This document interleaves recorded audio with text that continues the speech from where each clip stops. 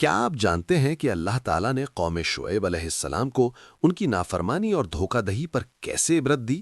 آج ہم آپ کو لے چلتے ہیں قدیم مدین کے صحرا میں، جہاں وسیع ریت کے میدان پھیلے ہوئے ہیں، دور پہاڑ سر اٹھا رہے ہیں اور سورج کی نرم لیکن تیز روشنی ہر چیز کو روشن کر رہی ہے۔ صحرا کے درمیان تجارتی قافلے حرکت کر رہے ہیں، اونٹوں پر سامان لدا ہوا ہے، تاجر اور لوگ اپنی منزل کی طرف بڑھ رہے ہیں اور ہر قدم کے ساتھ ریت پر نقوش چھوٹ رہے ہیں۔ شہر کے مٹی کے گھر اور تنگ گلیاں قدیم عرب طرز زندگی کی عکاسی کر رہی ہیں، اور بازار میں ہر طرف شور و غل ہے۔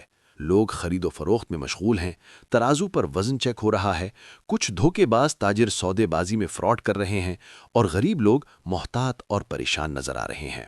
حضرت شعیب علیہ السلام اللہ کے حکم سے لوگوں کو نصیحت کر رہے ہیں، صبر اور محبت کے ساتھ سچائی کی راہ دکھا رہے ہیں۔ وہ ایمان والوں کی حفاظت کرتے ہیں اور ہر حرکت میں اللہ کی ہدایت کا عکس نمایاں ہے۔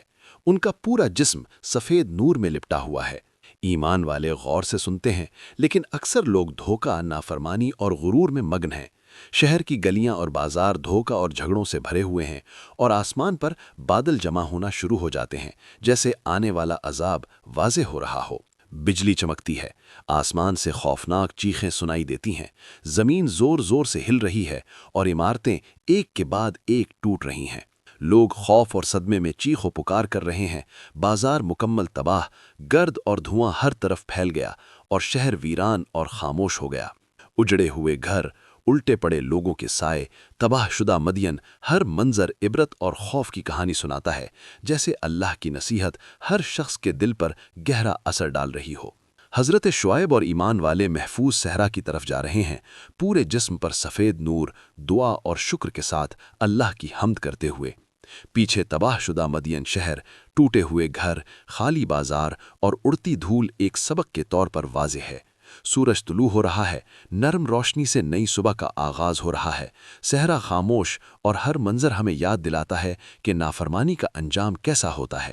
ایمان والوں کی خوشی، دعا اور شکر تباہ شدہ شہر کے پس منظر میں واضح ہے۔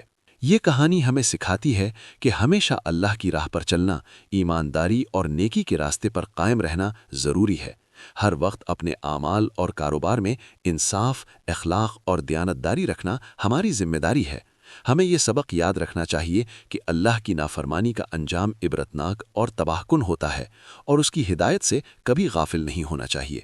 اب سوال یہ ہے کہ کیا ہم آج کے کاروبار اور اپنی زندگی میں قوم شعیب علیہ السلام کے انجام سے واقعی سبق سیکھیں گے؟ کیا ہم اپنے اعمال اور معاملات میں سچائی اور انصاف کے اصول اپنائیں گے؟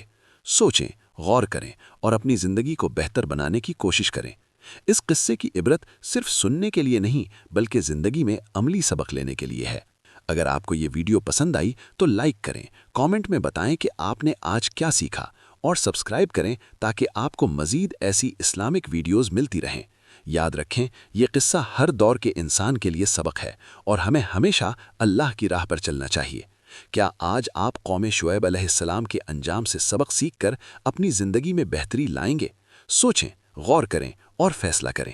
یہ عبرت کی کہانی ہمیں یاد دلاتی ہے کہ ایمانداری، سچائی اور اللہ کی راہ پر چلنا ہر انسان کی سب سے بڑی ذمہ داری ہے۔